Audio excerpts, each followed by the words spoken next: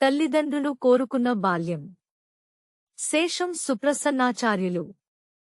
మబ్బుల 4 గంటలకే లేచి యూనిఫాం బెల్టు, ఉరితాడు లాంటి టై బిగించుకుని ఓ పావు క్వింటల్ పుస్తకాల బస్తాలు మోస్తూ పొద్దున 6:15కే పచ్చబస్సెక్కి 8:30కు మొదలయ్యే బడిలో 7 గంటలకే చేరాను.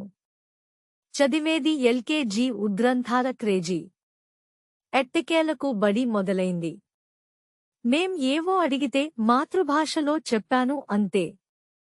ఆమె నా మీదపడి లెక్కలేనన్ని దెబ్బలు కొట్టి దెబ్బలపై తిట్ల కారంచల్లి ఎండలో నిలబెట్టింది. ఇంకో ఐఐటీ మేం వచ్చింది. ఆమె గురించి చెప్తుంది.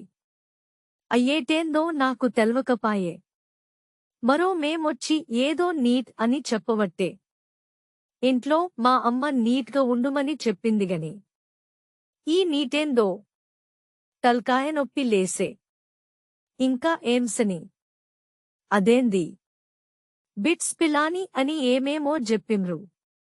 కని ఏబీసీడీలు, ఎక్కాలు, కక్కాల గుణితం పద్యాలు ఎవరూ చెప్పిన పాపానబోలేదు. ఇంకా ఇంట్లో అమ్మా నాన్న అని పిలువద్దు, మమ్మీ డాడీ అనాలే. చిన్నమ్మనైనా అత్తమ్మనైనా ఆంటీ అని పిలువాలే. చిన్నాయననైనా మామనైనా అంకులనే అనాలే. ఇంక ఏ వరుసైనా కజిన్ అంటే చాలు. తెలుగును స్కూల్లో కాదు, ఇంట్లగూడా మాట్లాడద్దు. మా ప్రైవేటు స్కూళ్ళల్ల టీచర్లకు జీతాలు తక్కువుంటై అందుకే. ఆ కోపం, ఫ్రస్ట్రేషన్ మీమీద జూపించి మిమ్ములను కొడితే, తిడితే మీ ఇండ్లల్ల చెప్పద్దు. ఇట్లా మొదటి రోజు గడిచింది.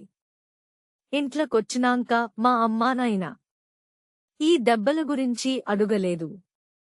అవన్నీ చెప్తే మస్తు సంబురపడ్డరు. అమ్మ నాన్న ఏంది, మమ్మీ డాడీ అను.